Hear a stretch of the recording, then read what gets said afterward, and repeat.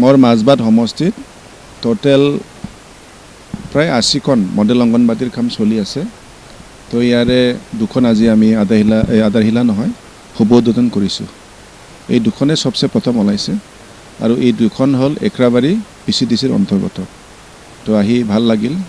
একেবাৰে প্ৰয়োজন দুটা অংগনবাদী কেন্দ্ৰ, ছাত্ৰ ছাত্ৰীৰ সংখ্যা বহুত, মিনিমাম 60 আছে। খুব প্ৰয়োজন আছিল। আগত জৰাজীৰ্ণ অৱস্থা আছিল, মাটিও ঠিক নাছিল। আমাৰ অৰ্কাৰ সহায়িকাৰ মাটিতে টেম্পৰাৰীভাৱে চলাই আছিল, কিন্তু এতিয়া আমাৰ মাটিও ফিক্স হৈ গ'ল। ডনাৰসকলে আমাক দিলে, তেওঁলোকক ধন্যবাদ যাচিব লাগিব। তো আমাৰ স্থায়ী দুটা অংগনবাদী আমি আজি পালোঁ।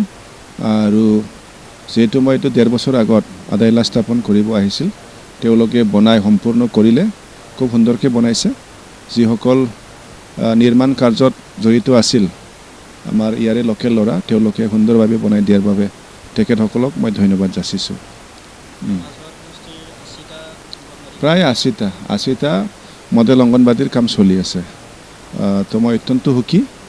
আমাৰ সমষ্টিত যিহেতু অংগনবাদীৰ মানে ইনফ্ৰাষ্ট্ৰাকচাৰ খুব কমজোৰি আছিল, তো এই 3টা বছৰত মই এইখিনি অসম চৰকাৰৰ পৰা লৈ আহি যিহেতু বনাই আছোঁ, আৰু এইখিনি সুবিধা ৰাইজক যিহেতু দিব পাৰিম, তাৰ কাৰণে মই সুখী অনুভৱ কৰিছোঁ।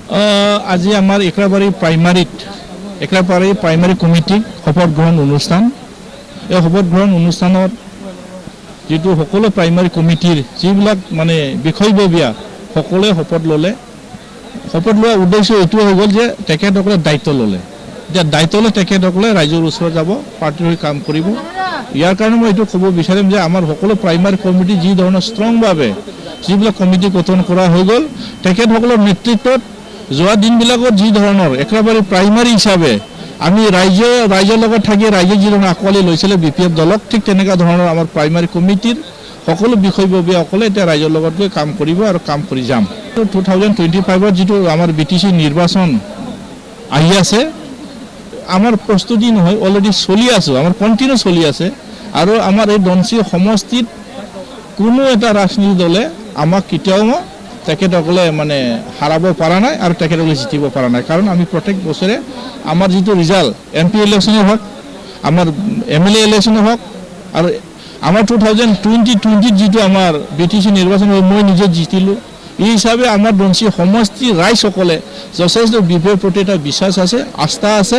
সেই অনুযায়ী আমি কাম কৰি আহিছোঁ। ৰাইজে এতিয়ালৈকে আমাৰ লগত আছে আৰু আশা কৰিছোঁ 2025ত আমাৰ BTCত BPFৰ চৰকাৰ হ'ব। কাৰণ যি ধৰণৰ এটা বঁটা চলি আছে, তেখেতসকলে যিটো প্ৰতিশ্ৰুতি দিছিলে UPL চৰকাৰে, এই প্ৰতিশ্ৰুতিবিলাক তেখেতলোক বাস্তৱত ৰূপায়ণ কৰিব পৰা নাই। এতিয়া আমাৰ BTC অঞ্চলৰ যি ধৰণৰ আৰ্থিক যি ধৰণৰ জৰুৰা হৈ গ'ল, ব্যৱসায়ী হওক, যিবিলাক আমাৰ ব্যৱসায়ী কৰে তেখেতসকলে ক'ব বিচাৰে, আৰু যিবিলাক মানে আমাৰ খেতিয়ক তেখেতসকলে ক'ব বিচাৰে, তেখেতসকলে যি ধৰণৰ নিৰাপত্তাৰ কথা কৈ আছিলে, নিৰাপদ আমাৰ অঞ্চলবিলাকত হোৱা নাই।